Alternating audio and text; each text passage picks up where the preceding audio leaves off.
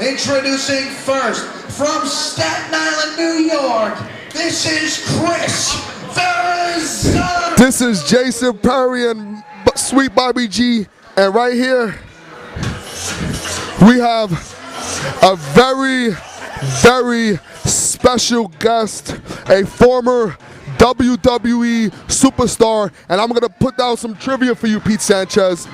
Ric Flair's first match in Madison Square Garden was against you, was it not? Yes, it was. And it's a pleasure to have you, Mr. Sanchez, one of the greats here in pro wrestling. Look at the camera right there, Pete.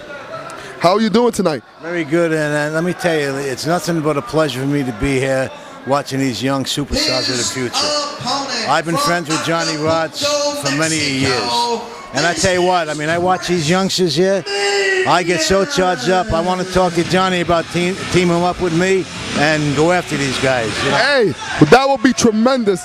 One more run for the unpredictable Johnny Rodz and Pete Sanchez. I'll sign up for it right now. I would love to see it.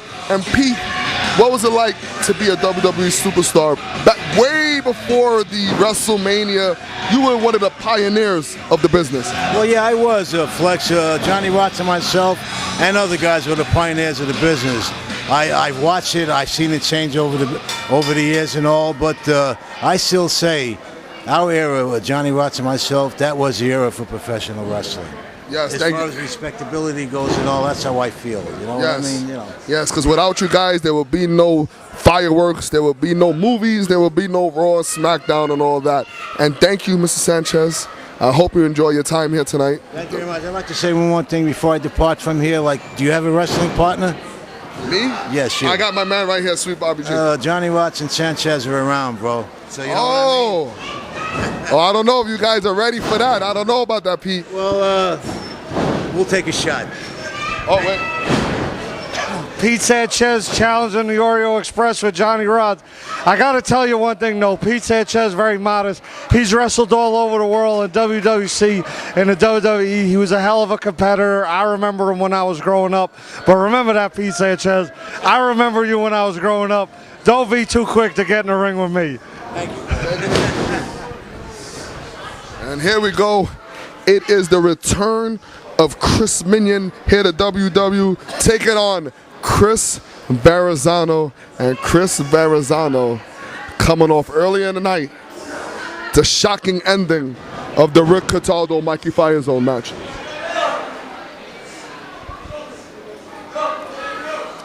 We are here now. Oh man, I'm on fire tonight because I've got everybody here on exclusives. We are here right now with the man who will be writing the autobiography of the unpredictable Johnny Rodz, and that is Charles Nagy. Charles Nagy, how are you doing? Steve Nagy. Wow, I think I had too much E and J. I'm sorry. That's okay. That's okay. There was a picture, Charles Nagy with the Cleveland Indians. That's exactly what I was thinking. That's why I kept saying it. Charles Nagy. It's a pretty common name, last name. No problem. So how's the book going along? Yeah, the book is going good. Last time I was talking with Johnny, he was giving me some great stories with Andre the Giant and Hulk Hogan. And then tonight, you just had Pete Sanchez here, and we're getting some in-ring stories with Pete Sanchez, as well as some of the famous shenanigans, shall we say, that Pete Sanchez is noted for as well. Yeah, if I could just give you a piece of advice, to write a book about Johnny Rodz is a good thing to do. The man got a lot of stories. Just don't ever make a TV show, because Johnny will talk for 5 days and no network will keep it on that long. Very true. Well, you definitely are not lying about that. But, you know, the really great thing is that every story that Johnny tells me seems to be better than the previous one. Well, did Johnny tell you, like, when he was a spectator, when David and Goliath wrestled each other back in the day? Did he tell you that story? That was a tremendous story. Did he tell you the story of when he wrestled Pontius Pilate in his first ever match? Did he tell you that story too? Well, wait, don't you work for him? I don't know if you should be saying that. Yeah, but it doesn't matter. He's cool with me. I can say what I want. Well, I guess I have to say no. I didn't hear that one. The next time, you know, buy him a bottle of Crown Royale. Give it to him, let him drink for a minute, and he will tell you all the tremendous stories from the 18th century when Johnny Rodz has started in the business. And Mr. Nagy, when is the book, do you have like a type of schedule when the book is going to come out? I mean, it's hard to say. You know, we're in the process. We have the wheels in motion, as they say. I would say that I probably would be done with it, you know, before the end of this year. I recently finished one called Unpredictable 101 that my agent has. So hopefully that will, you know, be published and be put out there. Johnny did an exclusive interview for me with that book. Let me just remind you of one thing. I'm going to tell you the greatest time in Johnny Rodz' life, and that was the day when he told me and Mac Daddy Flex to team up as the Oreo Express, and he made history by putting the two of us together. And make sure that he tells you that story there, mister. Yes, that was worth 10 chapters if he tells it the right way. And in all seriousness, Mr. Nagy, I appreciate you coming on.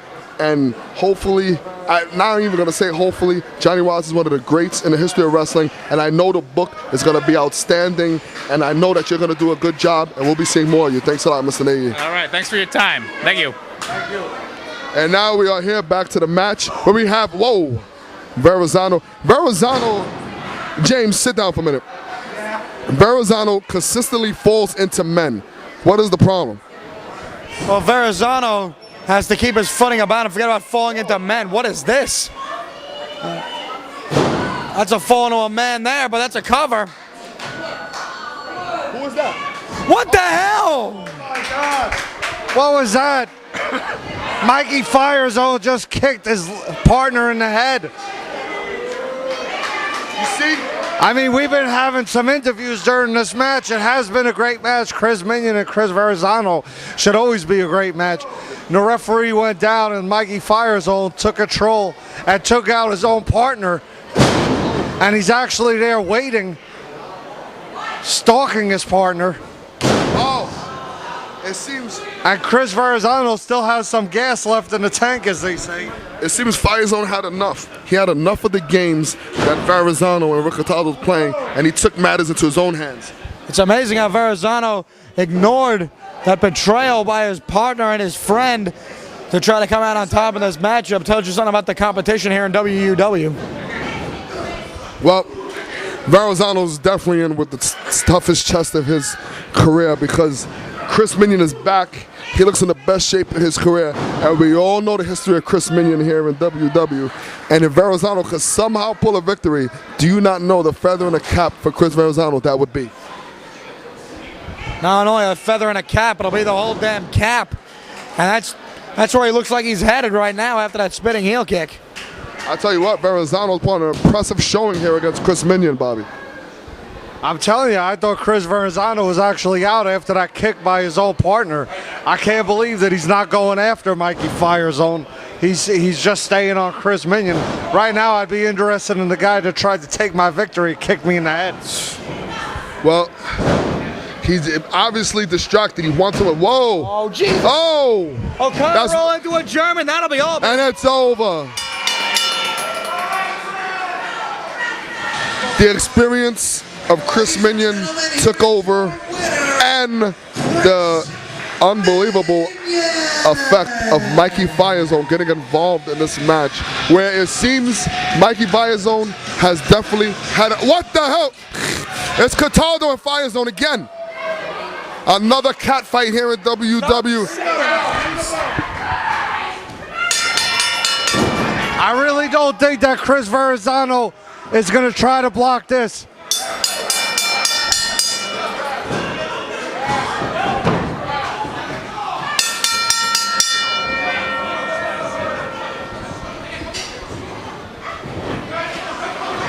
All the referees coming out.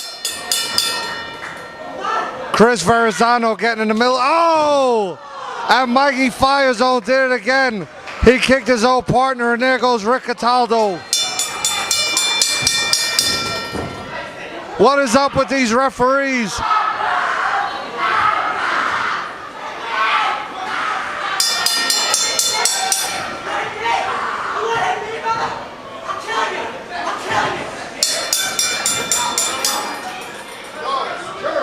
Come on, refs, let's get this in control. Let's get this in control. Security, please come out. I know you guys are back here. Security, come out. Come on. Come on, do something.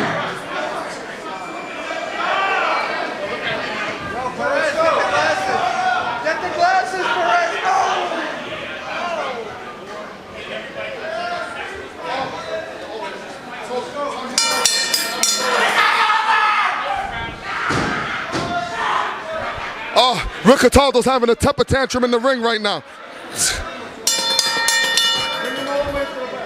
What I can't get over is that Rick Cataldo has no shoes. Why is he running out here with no damn shoes? I don't know. Even on the ground, he's walking around with no shoes. And I got to tell you, I think we really need better referees. They can't break up anything.